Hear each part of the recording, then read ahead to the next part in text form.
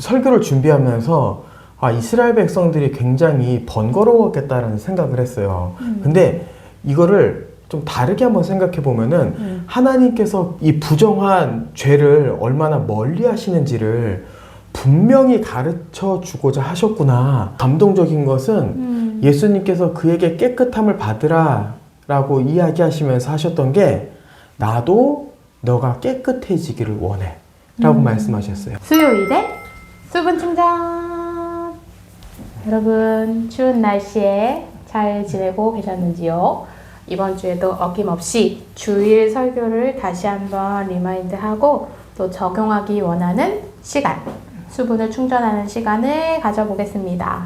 네, 지난주 주일 말씀은 어떤 환자가 등장을 했는데요. 어떤 환자였죠? 나병 환자였습니다. 네네. 그래서 나병 환자가 예수님을 만나서 깨끗하여지고 그리고 하나님의 공동체 안으로 들어오는 장면을 볼 수 있었는데요. 지난 이제 주일 설교의 키워드를 제가 한 3개 정도 뽑아봤는데 부정함과 정결함 이거 한 세트로 그 다음에 격리 제목이 격리해제여가지고 코로나가 절로 떠오르는 그런 단어였는데 격리 그리고 원하시면 이렇게 뽑아봤습니다. 부정함, 정결함 이게 이제 성경에서 나오는 개념이죠. 어떤 거였는지 나병과 관련해서 좀 얘기해 주시겠어요? 예. 우선은 이제 나병 환자가 이제 깨끗함을 받는 사건에서 이제 자주 등장하는 단어가 깨끗함이라는 단어입니다. 보통 병이라고 하면은 낫는다라는 표현을 많이 쓰는데 나병 환자는 독특하게 깨끗함이라는 단어를 사용한다는 거죠. 그것은 이제 나병이 병이지만 이 오늘 사건은 한 병이 낫는 사건으로 이해하기보다는 부정한 것이 정결한 것으로 되는 사건으로 우리는 이해를 해야 돼요. 근데 여기서 이제 우리가 부정함이란 단어에서 많이 오해를 할 수 있는 것 같아요. 어떤 오해요? 뭐 예를 들어서 하나님께 버림받았다 이러한 식으로 좀 오해를 할 수 있는데 이 부정함이란 단어를 하나님께 버려진 상태 좀 이렇게 좀 이해하기보다는 하나님과 가까이 할 수 없는 상태로 이해하는 게 옳은 이해입니다. 이 부분에서 그렇다면 하나님께서 왜 나병을 포함하여서 여러 가지 것들을 정결한 것과 부정한 것으로 구분하셨을까?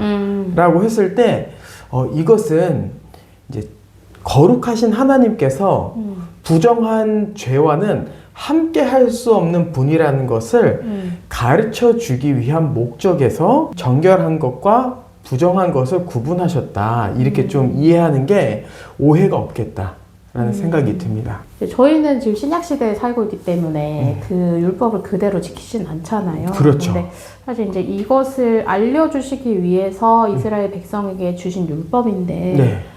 그냥 좀 불편했겠다 많이 그렇잖아요. 뭐 저도 자세히 기억은 안 나지만 출산하고 나면 또 막 정결 예식을 또 해야 되고 여자들은 한 달에 한 번씩 월경을 하는데 또 정결 예식을 해야 되고 먹는 것도 구분해서 먹어야 되고 어떤 면에서 참 이스라엘 백성들은 좀 억울한 포인트가 그래서 저도 설교를 준비하면서 이스라엘 백성들이 굉장히 번거로웠겠다라는 생각을 했어요. 근데 이거를 좀 다르게 한번 생각해 보면은 하나님께서 이 부정한 죄를 얼마나 멀리 하시는지를 분명히 가르쳐 주고자 하셨구나 라는 부분도 좀 생각해 보게 되었습니다. 그러네요. 철저히 알 수 있기도 했겠네요. 어떤 네. 면에서. 그래서 이제 나병 환자는 부정한 질병으로 이제 규정이 돼 있기 때문에 이 진영 안에 사람들이 사는 그 바운더리 안에 살 수 없었고 이제 밖에 나가서 살아야 됐다. 말씀 중에 표현하신 건 사회적 격리 이렇게 표현하시면서 근데 사실 저는 조금 너무 비참하다는 생각을 했던 게 그냥 조용히 이렇게 나가서 살면 되는 게 아니고 이제 그거를 이제 확진받고 나서 코로나도 그랬는데 확진받고 나서 입술을 가리고 오면은 그랬는지 아니면 무조건 해야 되는지 모르겠는데 한 번? 네, 결정되었어요. 결정되면은 부정하다 이렇게 외쳐야 되는 거예요? 예, 손바닥으로 윗입술을 가리고 부정하다 외쳐야 되는 거예요. 근데 접촉해서 감염되는 게 아닌데도 그렇게 했어야 됐나 봐요. 이 부분은 뭐 위생적인 부분이나 전염성 때문에 그렇게 한 것이 아닙니다. 이 사람이 이제 부정하다라고 하는 것은 이 교육적 차원에서 그쵸. 그렇게 했다라고 율법에 이해를 해야 되는 의해서 거죠. 그냥 그렇게 네. 한 거죠. 네. 예. 그런데 너무 신기한 게 예수님한테 나와서 얘기했다는 거예요. 주님 원하시면은 저를 깨끗하게 하실 수 있습니다. 이렇게 얘기를 했다는 거죠. 네. 오늘 이제 사건에서 이제 저에게는 굉장히 큰 감동 포인트였던 것 같아요. 그러니까 우리의 자세는 어떠해야 되는가라고 했을 때 주님 저 좀 살려주십시오. 당신이 원하신다면은 당신은 저를 충분히 깨끗하게 하실 수 있는 분입니다. 라고 하는 그런 사모함, 간절함이 있는, 더 감동적인 것은 예수님께서 그에게 깨끗함을 받으라 라고 이야기하시면서 하셨던 게 나도 너가 깨끗해지기를 원해 라고 말씀하셨어요. 이것이 바로 죄인인 인류를 향한 하나님의 마음인 거죠. 그렇죠. 그게 단순히 너 들어와 좀 씻어 이게 아니고 이 질병으로 인해서 그의 삶 자체가 너무나 비참한 형국에 있었기 때문에 이제 그것이 해결되어지고 이 사회적 격리로부터 벗어나서 이 바운더리 안으로 들어와서 정말 인간다운 삶을 안식을 누리기를 원해 이렇게 얘기하셨다라는 것을 생각했을 때 정말 교회를 다니지 않고 하나님을 알지 못한 채 우리가 살아가다가 한 명 한 명 주님이 부르시잖아요. 그러니까 부르셨을 때 그 마음도 연상이 되고 그랬던 것 같습니다. 그래서 그 원하시면이라는 표현이 참 노래를 하나 만들고 싶어요. 이제 보건소에 가서 격리제가 되는 게 아니고 제사장한테 이제 가서 예수님 말씀하시죠. 제사장한테 가서 몸을 보이고 나았다라는 것을 확인하고 이제 가라 이렇게 얘기하시는 장면이 나옵니다.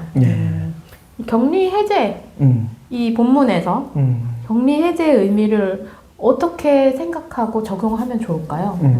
이 나병 환자가 격리된 것은 죄로 인하여서 죽은 인류의 상태를 보여준다라고 했는데요. 네. 바로 첫 번째는 하나님과의 단절, 두 번째는 저주 가운데 있는 상태에서 받는 고통, 그 다음에 하나님 나라에서의 격리, 이 세 가지를 했는데 우리가 이제 적용할 수 있는 부분은 이것을 이제 반대로 생각하는 거죠.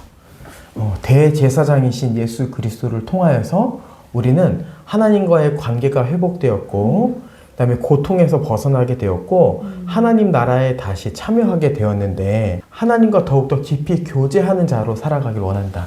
그래서 그러한 부분에서 우리에게 필요한 것은 바로 말씀입니다.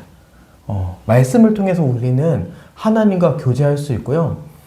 이제 이런 수분 충전을 통해서 다시 주일 말씀을 기억할 뿐만 아니라 이 개인의 경건, 성경을 읽음을 통하여서 하나님과 깊이 교제하기를 힘써야 되는 거죠. 그렇죠.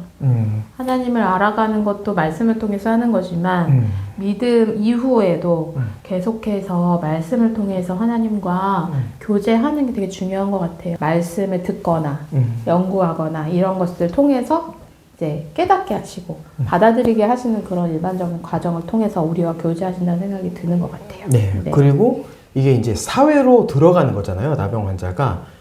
이것은 이제 결국에 우리가 이 교회를 통하여서 깊은 관계를 누리고 그 관계를 통하여서 안식을 누리는 것으로 이제 적용할 수 있겠죠. 서로 관계를 맺기를 힘써야 되고 그 관계 안에서 해야 될 것은 자기를 자랑하기보다 그리고 세상에 살았던 방식으로 개인주의적으로 살기보다는 예수 그리스도가 우리를 향해 그러셨던 것처럼 희생하고 섬기고 헌신함을 통하여서 서로를 통해 사랑을 경험하고 하나님 나라의 안식을 경험하는 것, 이것이 우리에게 있어 아주 중요한 적용점이다라고 말할 수 있습니다. 정말 격리에서 해제되고 삶이 정말 바뀐 자로서 또 다른 사람을 이렇게 인도하고 돕는 것도 중요하다는 생각이 듭니다.